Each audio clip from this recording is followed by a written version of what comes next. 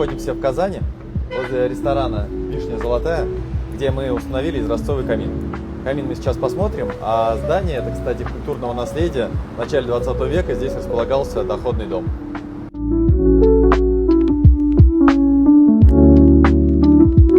Это камин в классических изразцах нашей коллекции Дорф, в таком графитовом цвете. Расположен он на втором этаже в каминном зале. И если вы находитесь в Казани, это одно из лучших мест, где можно посмотреть в этом городе нашу керамику.